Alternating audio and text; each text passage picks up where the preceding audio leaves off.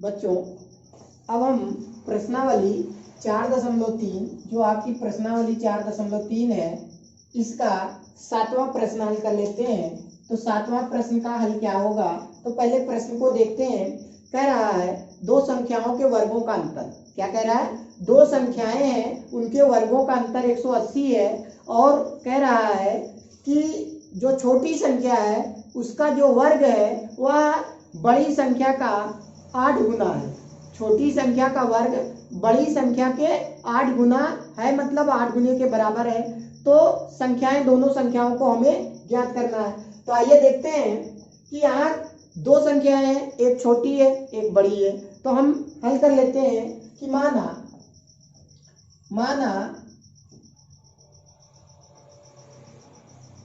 छोटी संख्या बराबर यक्स है। हमने छोटी संख्या को यक्स मान लिया। अब इसी प्रकार से दूसरी जो बड़ी संख्या है तो उसे भी हम मान लेते हैं तथा बड़ी संख्या बराबर y। हमारी छोटी संख्या हमने मान लिया कि x है और बड़ी संख्या y है। तो अब यहाँ पहली शर्त क्या हो रही है, तो प्रथम शर्त क्या हो रहा है, प्रथम शर्त से। तो पहली शर्त जो कह रही है वो कह रही है कि दोनों संख्याओं का अंतर। तो बच्चों यहाँ ध्यान देना है, अंतर जो हमें प्राप्त है वह 180 है। अंतर दोनों संख्याओं के वर्गों का अंतर 180 है। अब आप यहाँ ध्यान दें 180 प्लस का है कि माइनस का, तो प्लस का है।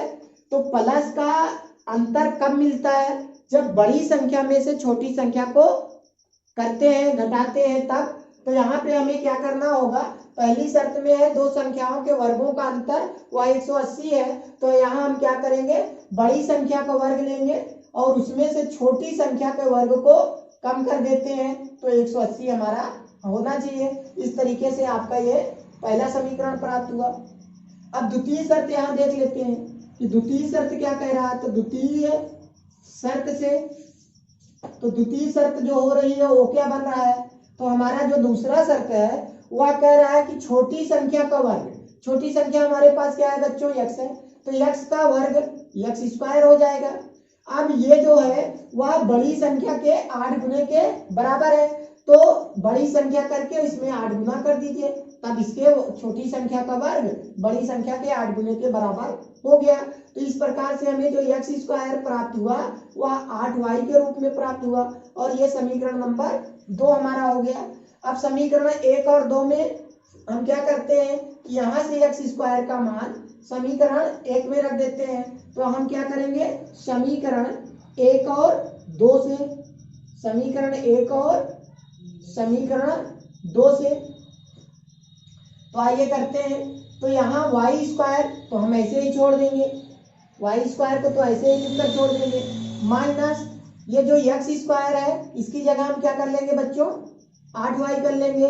तो 8y हमने लिख लिया और ये 180 बराबर कर दिया। तो बच्चों ये देखिए हमें ये दो घात समीकरण प्राप्त हो जाता है। तो अब इसे हम और सरल करते हैं। तो y स्क्वायर माइनस 8y और ये 180 का पक्षांतर जब होता है दाहिनी ओर से बाईं ओर तो माइनस 180 मिल जाता है बराबर 0। तो अब आप बच्चों ध्यान देंगे कि हमें दो घात समीकरण प्राप्त हुआ। दो घात समीकरण में 180 का खंड ऐसे करना है कि घटाने पे हमें क्या मिल जाए, 8 मिल जाए। तो 180 का खंड बच्चों क्या हो जाएगा, 180 का खंड 18 गुणे 10 बन जाएगा।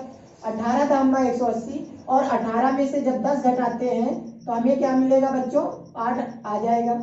तो इस तरीके से जो 8 का खंड है वह क्या हो जाएगा, 18 माइनस 10 में। लेकिन आप बच्चे ध्यान देंगे यहाँ पर कि आपको माइनस 8 चाहिए। तो माइनस 8 ये कब आ सकता है, जब हम 18 को माइनस ले लेंगे और 10 को प्लस में करेंगे तब हमें माइनस 8 मिल जाएगा।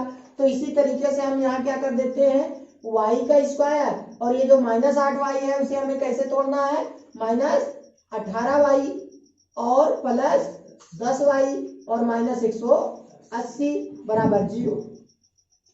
तो अब देखिए आप यहाँ 4 पद जो प्राप्त हुए हैं, यहाँ गुणनखंड करनी है कॉमन।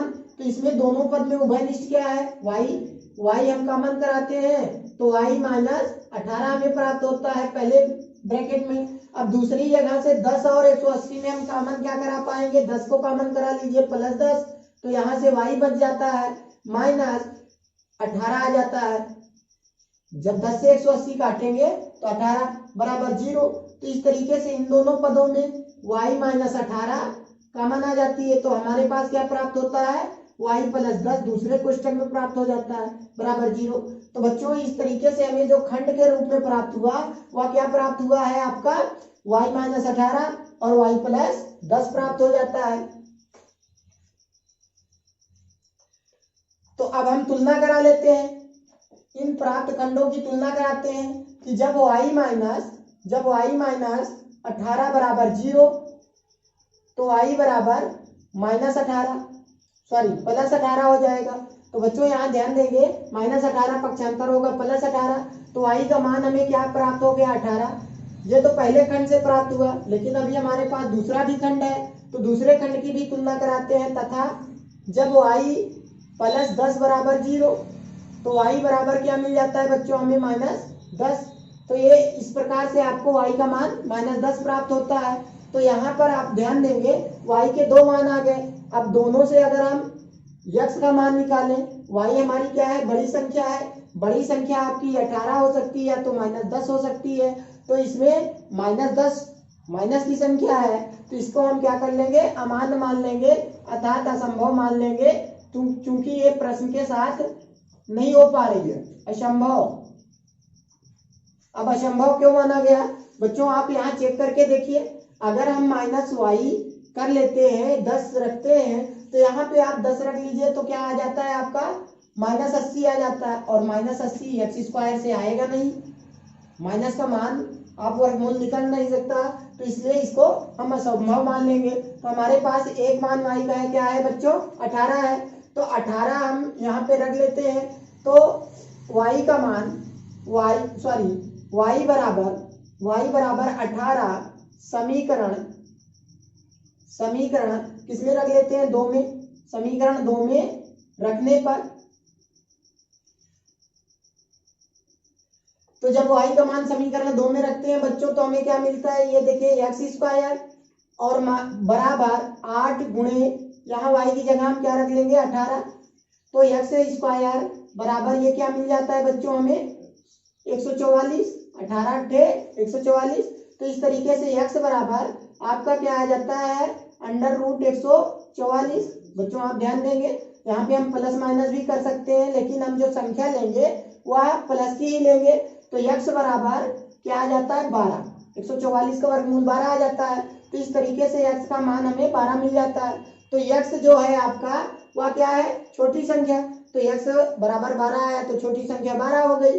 y जो 18 दो मान प्राप्त थे, लेकिन हमने माइनस 10 को बता दिया कि माइनस 10 कैसे नहीं होगा, अब इसलिए y बराबर 18 आया, तो बड़ी संख्या हमारी 18 हो गई। तो इसलिए x बराबर अब यही हम उत्तर दे देंगे, अतः अभीष्ट संख्याएं हमारी क्या होंगी बच्चों, छोटी संख्या 12 और बड़ी संख्या 18 है। यही आपका आंसर हो जाता है। तो बच्चों आपने ध्यान दिया कि ऐसे आपको कर लेना है। बच्चों अब हम 4.3 के अगले प्रश्न का हल करेंगे। 8वां प्रश्न जो है आप यहाँ देखें, एक रेलगाड़ी समान चाल से 360 किलोमीटर की दूरी तय करती है और कह रहा है कि यदि वह चाल 5 किलोमीटर प्रति घंटा अधिक होती तब वह उसी यात्रा का मतलब 360 किलोमीटर ही जाने में 1 घंटा कम समय लेती। तो रेलगाड़ी की चाल ज्ञात करनी है। तो बच्चों आपको ध्यान देना है, यहाँ हमें जो ज्ञात करना है वो क्या है, रेलगाड़ी की चाल। तो माना रेलगाड़ी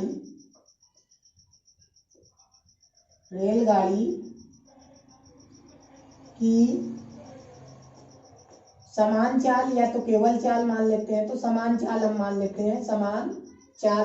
तो आप यहाँ देखेंगे, माना रेलगाड़ी की समान चाल वह कितनी है, x किलोमीटर मान लेते हैं, बराबर x किलोमीटर प्रति घंटा।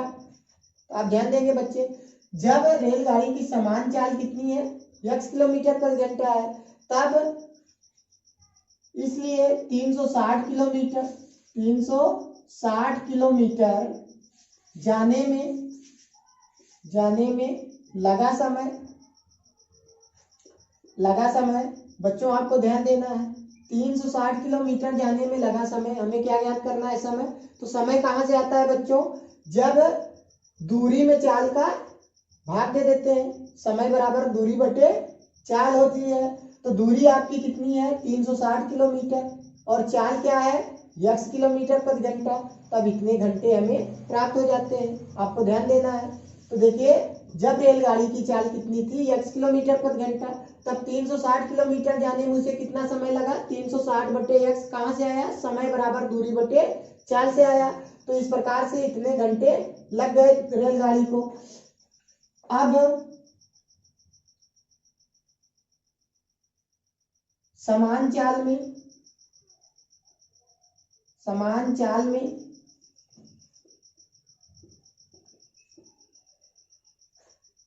5 किलोमीटर प्रति घंटे की वृद्धि करने पर, 5 किलोमीटर प्रति घंटे की वृद्धि करने पर,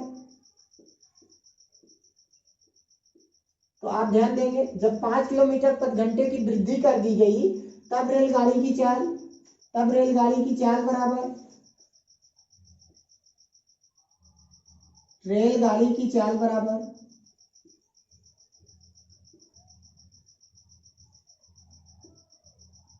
तो रेलगाड़ी की चाल, पहले चाल क्या थी बच्चों, x किलोमीटर प्रति घंटा थी। अब 5 किलोमीटर प्रति घंटे की वृद्धि कर रहे हैं, तो क्या हो जाएगा, x प्लस 5 कर दो, वृद्धि कर दीजिए मतलब बढ़ा दीजिए, तो x प्लस 5 किलोमीटर प्रति घंटा हो जाता है। तब इसलिए 360 किलोमीटर जाने में, देखिए वही दूरी तय कर रही है, तो 360 किलोमीटर जाने में लगा समय। तो बच्चों अब की बार हम क्या करेंगे, दूरी बटे चाल, तो दूरी तो 360 किलोमीटर ही है, तो 360 किलोमीटर बटे चाल क्या हो जा रही है, x प्लस 5, तो इतना घंटा हमें प्राप्त हुआ। तो आप ध्यान देंगे, पहले जब समान चाल से रेलगाड़ी गई तो 360 किलोमीटर जाने में कितना समय लिया, 360 बटे x घंटे लिया है, और जब रेलगाड़ी की चाल 5 किलोमीटर प्रति घंटा बढ़ा दी गई, तो चाल कितनी हो गई, x प्लस 5। तब उसी दूरी मतलब 360 किलोमीटर की दूरी तय करने में उसे कितना समय लग जाता है, 360 बटे x प्लस 5 घंटे। लेकिन शर्त क्या है, उसको देख लेते हैं। तो शर्तानुसार तो शर्त हमें क्या कह रहा है, शर्त ये कह रहा है कि जो बाद में जो बढ़ी गई चाल है वह 1 घंटे कम समय लिया गया है। तो अब शर्त यहाँ आती है बच्चों कि 1 घंटा कम समय किससे लिया है, तो पहले जो समय लगा था उससे 1 घंटा कम समय हो रहा है। तो अर्थात ये वाला जो टाइम है इससे क्या है, 1 घंटा कम है। तो आइए हम करते हैं, तो 360 बटे x घंटे ये पहले का समय है, और 360 बटे x प्लस 5 कर देते हैं, तो ये 1 घंटा कम है, ये 1 घंटा ज्यादा है। तो आप ध्यान देंगे, बराबर कब हो जाएंगे, समीकरण में बराबर कब होगा बच्चे, 1 घंटा ये क्या है, ज्यादा है, और ये 1 घंटा कम है, तो बराबर कब होगा, तो जो कम है उसमें 1 घंटा बढ़ा देते हैं, तो दोनों अब समय बराबर हो गए। तो इस तरीके से ये हमें समीकरण प्राप्त हुआ। अब इसे हल करना है, तो आइए हल कर लेते हैं। तो पहले इसका पक्षांतर हम बाईं ओर कर लेते हैं, तो 360 बटे x, और ये इधर आके माइनस 360 बटे x प्लस 5 बराबर 1। अब हम यहाँ क्या करेंगे, एलसीएम ले लेते हैं। तो x और x प्लस 5 का एलसीएम क्या आएगा बच्चों, x गुणे x प्लस 5 ही रह जाएगा, और जब x से x काटा जाएगा तो x प्लस 5 बचेगा, और x प्लस 5 में हम जब किसका गुणा करेंगे, 360 का, तब हमें क्या मिलता है, तो 360 का x में गुणा 360x, और 360 का जब 5 में गुणा करेंगे तो 1800, कितना आ जाएगा, 1800, सॉरी देखिए कर लेते हैं, 500 5 6 30 की 0 और 5 3 15, 15 3 18, सही है, 1800 आ जाता है। तो इस तरीके से आपको क्या मिल जाता है बच्चों, माइनस। अब देखिए आगे बढ़ते हैं, x प्लस 5 का जब हम भाग कराते हैं तो x प्लस 5 कट जाएगा, तो क्या बचेगा x का 360 के साथ गुणा, माइनस 360 x यहाँ पे ऐसे आ जाता है, बराबर 1। अब देखिए आगे हल करते हैं, तो ये 360 प्लस का 360 माइनस का, तो ये दोनों पद क्या हो जाएंगे, कैंसिल हो जाएंगे। तो ऊपर क्या बच जाता है, 1800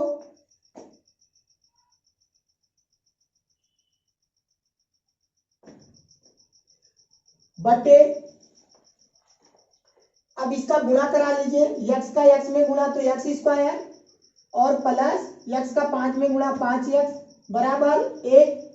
अब यहाँ तो एक मान के हम क्या कर लेते हैं, बजगुणन अर्थात तिर्यक गुणा, तो 1 से x स्क्वायर में गुणा तो x स्क्वायर प्लस 5 का x में गुणा 5x बराबर 1 का 1800 में गुणा 1800 आ जाता है। तो इस तरीके से x स्क्वायर को x स्क्वायर प्लस 5x और ये 1800 इधर पक्षांतर होगा तो माइनस 1800 बराबर 0। तो बच्चों ध्यान देना है, अब हमें क्या चाहिए, 1800 का खंड ऐसा चाहिए कि जहां से हमें क्या मिल जाए, घटाने पे 5 आ जाए।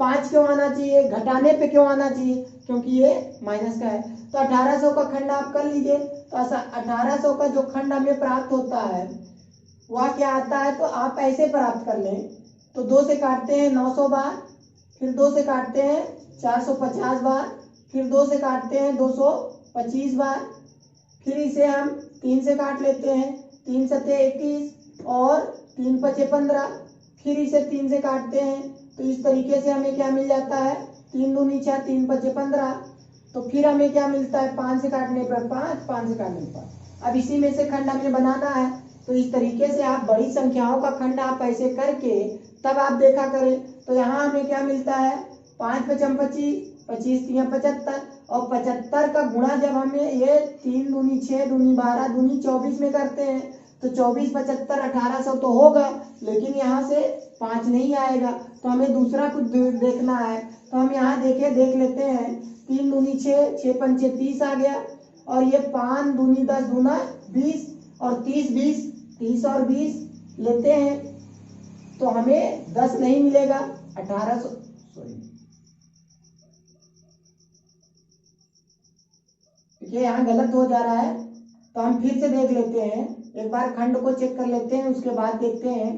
तो हमारा देखें, 2 से काटने पर 900, 2 से काटने पर 450, 2 से काटने पर 225, 3 से काटने पर 3 सते गई 3 पचे 15, तो यहाँ खंड तो सही है। तो हम यहाँ करते हैं, तो 3 त्रिक का 9, 9 पचे 45, और ये 8 पंचे 40 गुणे 45, 8 पंचे 40 गुणे 45, तो इस प्रकार से 1800, और जब 4500 में से 40 जाता है तो 5 आ जाएगा।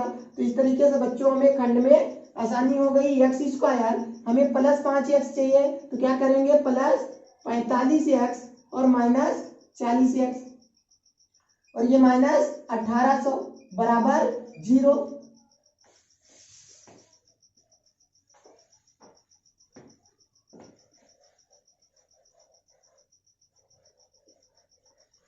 कॉमन कराते हैं बच्चों, तो यहाँ पहले दो पद में कॉमन क्या आता है, x कॉमन आता है, तो x प्लस 45 मिल जाता है हमें, और यहाँ दोनों जगह से कॉमन माइनस 40 कर लेते हैं, तो यहाँ भी x प्लस 45 आ जाता है। आप कट करके देखें, 40 से 40 कटा, और 40 से एक जीरो काटने पर ये देखें 45 चौका 180 हो जाएगा। तो इस तरीके से आपका 45 हो जाता है। तो आगे देखते हैं, पहले x प्लस 45 इन दोनों खंडों में प्राप्त होता है, तो यहाँ से x माइनस 40 दूसरा खंड आ जाता है बराबर 0। तो बच्चों ध्यान देंगे, इस तरीके से हमें गुणनखंड प्राप्त हो जाता है। तो अब हम क्या करेंगे, इन गुणनखंडों की तुलना 0 से कराएंगे। तो पहला आपका खंड क्या है, इसलिए जब x प्लस 45 बराबर 0, तो x का मान क्या आता है बच्चों, माइनस 45। तो बच्चों आप ध्यान देना है, x बराबर क्या मिला आपको, माइनस 45। तो x क्या मान रखे हो, रेलगाड़ी की चाल है, तो किसी की भी चाल चाहे जिसकी हो वह माइनस में तो कभी मापी नहीं जाती, तो इसलिए यह क्या होगा, असंभव हो जाएगा, अमान्य होगा। अब क्यों असंभव हुआ हमने बताया, यक्स का मान -45 क्यों नहीं हो सकता, क्योंकि यक्स हमारे रेलगाड़ी की चाल है और किसी की भी चाल माइनस में नहीं होगी, इसलिए -45 जो आया आपका वो संभव नहीं है, अर्थात असंभव है। तो हम अगले पद की तुलना करा लेते हैं। जब x -40 बराबर 0, तो x बराबर आपका क्या हो जाता है +40। तो बच्चों आप यहाँ ध्यान देंगे, x का मान यहाँ +40 प्राप्त हुआ, तो x ये वाला हम लेंगे। तो इसलिए x बराबर 40 से रेलगाड़ी की समान चाल, रेलगाड़ी की समान चाल बराबर हुआ क्या है 40 किलोमीटर प्रति घंटा। तो इस तरीके से बच्चों आपको ये मिल जाता है, यही आपका आंसर हो जाता है। समझ में आया आपको? तो आप हल करेंगे इसे।